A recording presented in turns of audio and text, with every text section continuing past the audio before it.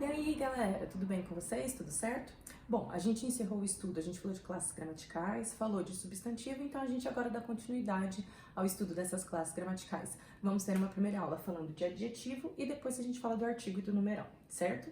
Bom, começando então a falar do adjetivo, a gente sabe que o adjetivo tem por característica, né, a definição dele básica é caracterizar, né? A gente aprende isso. O adjetivo caracteriza uma palavra, ele qualifica, ele dá uma qualidade. Perfeito, isso é correto. Vamos usar isso sim, tá? Então ele vai trazer aquelas ideias de qualificação. Mas é interessante saber, a gente vai entender isso mais pra frente nos slides, que ele também modifica um ser, um nome, uma palavra, um substantivo. Por que modifica? Porque ao caracterizar, ele pode estar trazendo uma característica que tem um aspecto positivo, que tem um aspecto negativo. Tudo vai depender do contexto de uso e da intenção da pessoa, né? Então, se eu falo assim, aquele homem inteligente apareceu aqui em casa, quando eu falo que ele é um homem inteligente, a gente sabe que inteligente é uma qualidade, mas ele traz uma modalização, né? Ele traz um aspecto positivo para aquela pessoa, porque se eu falo aquele homem burro, eu já estou trazendo um aspecto negativo. Então, dependendo do adjetivo que a gente usa, principalmente os adjetivos que se referem à personalidade, essas relações, né, eles podem trazer esses aspectos e muitas vezes, quando for pejorativo, pode até indicar um preconceito. Então, eu tenho que tomar muito cuidado com essas relações, certo? Então, olha lá. Vamos ficar primeiro na qualidade, né? Então, exemplo simples, clássicozão, né? A bolsa rosa ficou em casa. Então, a gente sabe que bolsa é o nosso substantivo, rosa está qualificando esse substantivo. Então, é um adjetivo, ok. Importante lembrar que esse adjetivo, ele não precisa estar do ladinho, né? Ele pode ter outra função sintática, porque para quem se lembra, aqui é um adjunto adnominal e aqui vai ser um predicativo do sujeito, mas ele também está caracterizando o menino. O menino estava cansado, então cansado também é um adjetivo, tá? Só quis dar dois exemplos para a gente ver que necessariamente não precisa estar ao lado, literalmente, do adjetivo, porque na função sintática ele pode ter diferentes funções. Não precisa estar ao lado, desculpa, do substantivo. Também temos, além dos adjetivos qualificando, modalizando, a gente tem as locuções adjetivas. O que é uma locução adjetiva? Uma preposição com um substantivo fazendo o papel de um adjetivo. Existe uma tabelinha de locuções adjetivas que a gente consegue trocar por um adjetivo literal. Por exemplo, o amor dos pais é importante, né? Você sabe que o amor é substantivo e dos pais é um adjetivo. Nesse caso, uma locução adjetiva, porque são duas palavras, preposição mais substantivo. Nesse caso, ainda três, porque tem o artigo. E o que acontece? Eu posso trocar dos pais pela palavra o amor paterno, né? O amor dos parentes, então o amor paterno, o amor materno, você tem essa relação. Quando a pessoa tem assim, eu tô com uma doença do coração, eu tenho uma doença cardíaca. Então existem, certo, inúmeras locuções adjetivas que a gente consegue trocar por um adjetivo natural. Agora é importante lembrar que existem algumas que não, e elas não deixam de ser, tá? Por exemplo, a minha bolsa está no canto da sala. Canto, mas qual canto? Da sala. Observe que da sala é uma característica de canto, não é qual que é o canto? É o canto da sala, não é o canto do quarto, não é o canto da cozinha. Porém, não existe canto salal, né? Minha bolsa está no canto salal, isso não existe. Então, nem toda locução adjetiva tem o seu correspondente em um adjetivo só, tá? Continuam caracterizando. Então, isso daqui em relação a adjetivo e locuções adjetivas. E é importante lembrar que outras classes gramaticais também podem exercer o papel de característica de um substantivo, né? Então, por exemplo, você é um sonho para mim. Quando eu falo você é um sonho para mim, observem que, né, eu estou usando um substantivo, sonho, indicando que a pessoa é um sonho para mim. Sonho é um substantivo funcionando como uma característica, certo? Então, é uma característica da palavra você. Lógico que aqui eu tenho uma metáfora, né? É importante lembrar que a gente tem uma figura de linguagem, a metáfora, que a pessoa não é um sonho. Ela é como se fosse um sonho, né? Quando você pega na literatura, amor é fogo que arde sem se ver. O amor não é fogo, é como se fosse o fogo. Então, você tem metáforas, certo?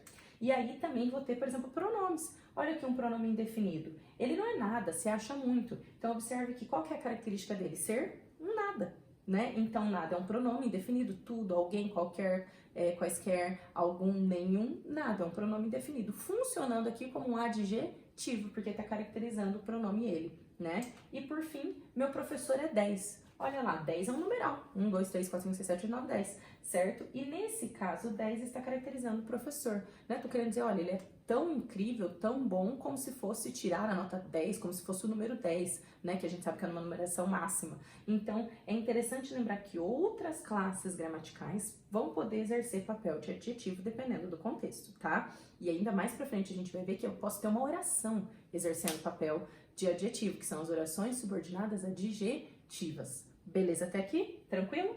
Bom, continuando, o adjetivo, tá? Ele se flexiona. Por quê? Porque ele concorda em gênero e número com o substantivo ao que ele se refere ou com a palavra que ele se refere, né? Então, ele vai ter gênero, ele vai ter número e ele vai ter grau, assim como o substantivo também tinha. Então, você vai ter a flexão de gênero, acho que sem problema algum, masculino e feminino, e aí eu vou ter a estrutura biforme, como se diz, duas formas, então, homem bonito, mulher bonita. Eu altero a terminação, então eu tenho duas formas, eu tenho uma forma no masculino e eu tenho uma forma no feminino. Por outro lado, existem os adjetivos uniformes, né? Moletom azul, calça azul. A gente sabe que o substantivo moletom é masculino, a gente sabe que a palavra calça é um substantivo feminino, independente se é masculino ou feminino, a gente tem a palavra azul concordando com os dois sem se alterar, né? Você não vai ver uma marcação de feminino ou masculino nela, né? Ela marca um gênero uniforme e, consequentemente, uma neutralidade ali, beleza? Isso é normal, vocês já estão acostumados. Também temos a questão do número para os adjetivos e que, igual nos substantivos. Então, ela é uma mulher rica, elas são mulheres ricas, né? A gente sabe que, de modo geral, como que se faz o plural do adjetivo, assim como do substantivo? Acrescenta-se a letra S, né? Ah, professora, mas, por exemplo, o adjetivo fácil, a prova foi fácil, né? A palavra fácil não acrescenta só o S, a gente sabe que tem uma alteração, fáceis, né? Você tira a letra L, você vai tirar a letra I, fáceis. Só que essas relações vocês dominam, se vocês leem textos, por isso que a leitura é muito importante para a gramática. Quanto mais eu leio, eu vou saber, né? E como a gente já está lidando aqui com nível de ensino médio ou até superior, cursinho para concurso, vocês já vão dominar totalmente isso, certo? E aqui a gente vai encontrar o grau, certo? Bom, então em relação ao grau, a gente vai compreender que são dois tipos de grau que o adjetivo vai desenvolver. Ele tem o grau comparativo, como o próprio nome já diz, ele vai estabelecer uma comparação entre duas grandezas, entre duas pessoas, entre duas situações. Então eu tenho que estar comparando, certo? E eu tenho o grau superlativo, que agora eu não vou comparar, eu vou mostrar que um está acima ou abaixo, mas está além daquele, certo? E aí, no grau comparativo, que é o mais fácil, a gente tem superioridade, então compara mostrando que um é mais, igualdade, compara mostrando que ambos são iguais, ou inferioridade, compara mostrando que um é menos, beleza? Já no grau superlativo, relativo, eu relaciono uma pessoa, um objeto, um animal, uma situação com um conjunto maior. E esse daqui ele tem um destaque em relação a esse conjunto. Então, diferente do comparativo, o comparativo eu relaciono um para um. Aqui no superlativo eu relaciono um para muitos, certo? E aí eu posso relacionar para muitos, mostrando que ele é melhor que esses muitos, superioridade, ou que ele é menor que esses muitos, inferioridade. Então, é o superlativo relativo por superioridade ou inferioridade. Já o superlativo absoluto, como o próprio nome diz, é absoluto. Não precisa comparar com ninguém. Eu só vou afirmar que ele é aquela característica acima de tudo. Não vou comparar com ninguém. Analítico é quando você tem as duas palavras. Sintético é quando você tem somente uma palavra. Vamos entender isso nos próximos slides? Então, olha lá. Grau comparativo por superioridade. Essa aula estava mais difícil do que a outra. Estou comparando duas aulas, certo? Então, um para um, estou comparando duas aulas, mostrando que uma é mais que a outra. Comparativo de superioridade, né? Essa aula estava tão difícil contra a outra. Novamente, um para um, só que agora mostrando uma igualdade, comparativo de igualdade. E essa aula estava menos difícil do que a outra.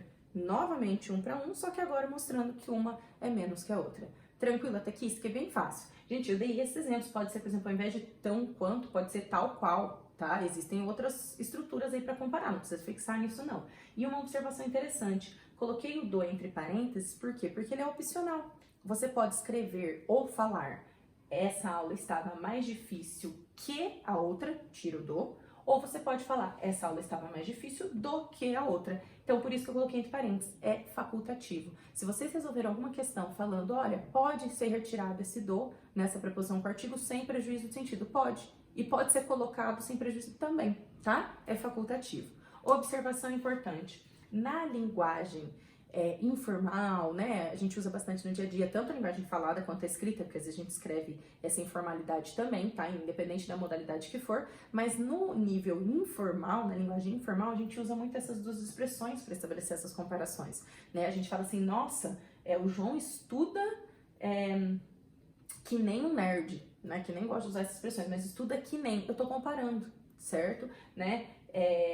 O Pedro come que nem um leão, certo? Então, ou feito um leão, então você está comparando. São expressões da linguagem mais da falada, a gente usa sim ela na escrita, mas são expressões da linguagem informal, tá? Se isso aparecer em algum texto, são consideradas estruturas que comparam, que trazem uma comparação por igualdade, né? Que nem o feito é por igualdade. Comparativo por igualdade na linguagem informal, beleza? Continuando, aqui a gente vai ter agora o superlativo, então até aqui é o comparativo. Aqui a gente começa com o superlativo. Lembre-se que o superlativo eu tinha duas possibilidades. Primeira possibilidade, o superlativo relativo. O que era? Comparam duas coisas, então eu vou relacionar.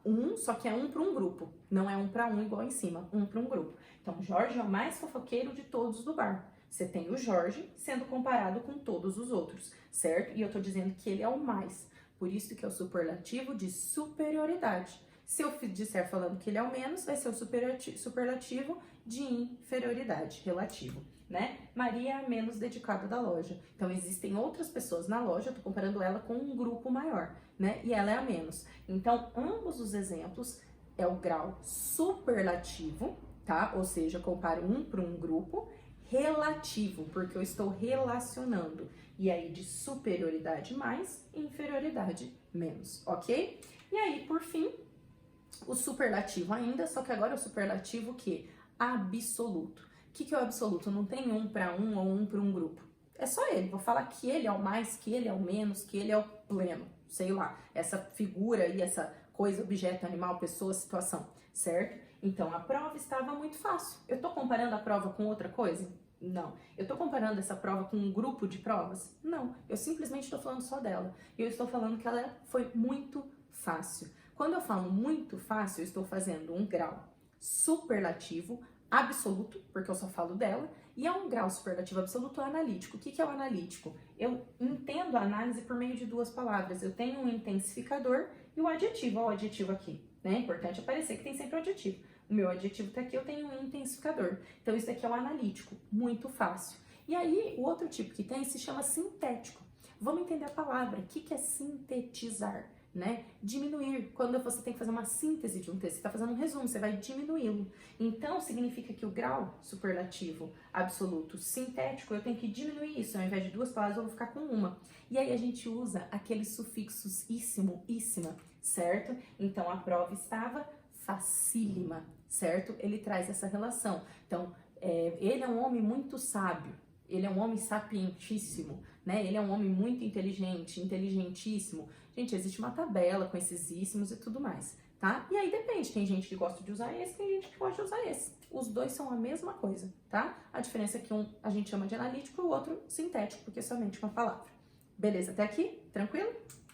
Pra gente lembrar algumas coisas interessantes, outras formas de adjetivar, tá? Outras formas de indicar esse grau, né? Aumentar essas relações. Então, a primeira é o uso dos prefixos. Quando a gente fala de formação de palavra, a gente fala melhor dos prefixos. Olha lá o uso dos prefixos, né? Então, é um texto super interessante. Não é a mesma coisa que falar que é um texto interessantíssimo, que seria muito interessante, interessantíssimo, super interessante, tá? Então, no nosso dia a dia, a gente usa os prefixos também para trazer aquele grau superlativo absoluto. Beleza, né? Mega bagunceira, super dedicado, a gente usa essas expressões, beleza? Então, é um outro formato, pode aparecer nas provas para vocês. Está indicando um grau superlativo absoluto, beleza? E aí, nesse caso, também sintético, né? Que é somente uma palavra.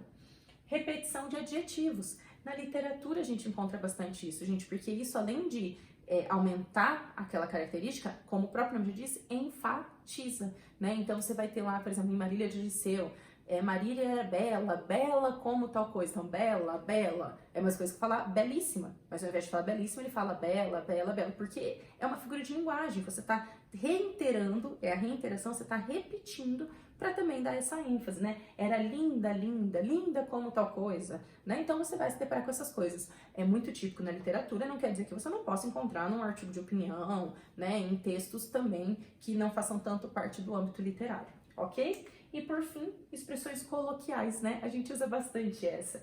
Ele é podre de rico, né? Ela é podre de grana, não sei se já ouviram essa expressão assim. Então observe que quando eu falo podre de rico, eu tô falando que é muito rico, né? O podre de é uma expressão coloquial, que é coloquial do dia a dia, né? Uma gíria, a gente pode dizer, que surgiu e as pessoas usam para intensificar, porque é a mesma coisa que falar ele é riquíssimo. Então eu tô indicando um grau sintético, né? Superlativo absoluto sintético. Ele é riquíssimo. Ao invés de falar ele é riquíssimo, ele é podre de rico. Poderia voltar aqui. Ele é super rico e poderia voltar aqui. Ele é rico, rico, rico, né? Tudo é uma questão de estilo, tá? A gente pode se deparar com isso, a gente pode produzir isso nos nossos textos, dependendo se o gênero autorizar você fazer isso, tá? Sempre pensar essas relações. E encerrando o uso do adjetivo, só pra gente fechar os aspectos semânticos. O que são aspectos semânticos? Os sentidos que esses adjetivos podem transmitir. E eu acho que a primeira coisa que a gente tem que falar, que eu quero que vocês marquem muito na cabeça de vocês, é isso daqui. Antepor ou pospor o adjetivo ao substantivo pode fazer duas coisas: mudar a classe gramatical e mudar o sentido. Como assim? Vamos pensar primeiro, ó. Antepor, então eu tenho um substantivo, ou eu coloco esse adjetivo antes, ou eu coloco depois. E aí o que pode acontecer? Colocar antes ou colocar depois pode ocorrer uma mudança de classe gramatical. Tem uma questão de vestibular, não lembro de qual vestibular que ele fala assim, na Copa do Mundo de 2002 tinha um burro que ele comia a comidinha da onde o país que ia ganhar. Tinha os dois países, assim, colocavam com uma comida e o burro ia até o país para comer o potinho do país e comia e foi era o país que geralmente ganhava.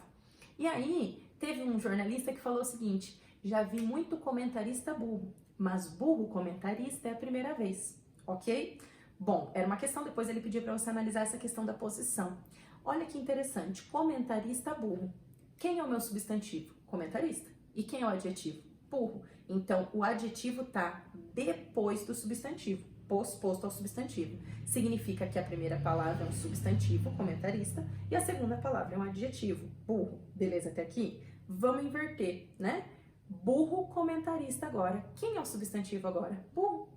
E qual que é a característica desse burro? Comentar, comentarista. Você entendeu que mudou a posição? Mudou a classe gramatical. Então tem que tomar muito cuidado com essas relações. E além disso, mudar a posição pode mudar o sentido. Um outro exemplo, eu posso falar assim, né? Alguém fala, onde você estava? Eu estava no telefone com um amigo velho. Um amigo velho é uma pessoa idosa. Eu tenho amigos crianças, amigos adultos, amigos adolescentes, amigos velhos. Certo? Então, amigo velho é um amigo idoso. Amigo é o nosso substantivo e velho é o nosso adjetivo. Quando eu inverto velho amigo, observe que não ocorre uma mudança de classe gramatical. Quando eu falo amigo velho, amigo é substantivo, velho é adjetivo.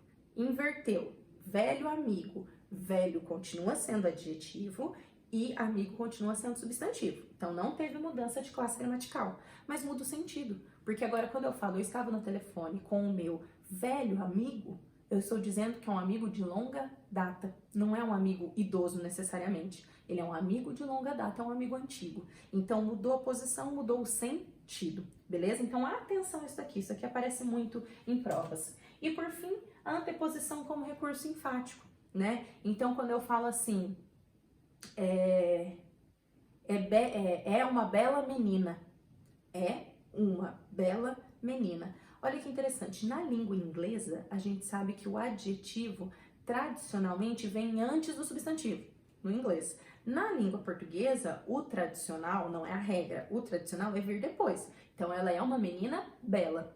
Mas aí, quando eu jogo bela para antes, eu posso estar usando isso como um recurso enfático, para destacar aquela característica dela. Então, ela é uma bela menina, certo? É um recurso muito utilizado onde mesmo? Literatura também, tá? Os gêneros narrativos, contos, crônicas, poemas, né? Quando lidam com o aspecto do ato do tipo narrar, a gente vai se deparar bastante com isso.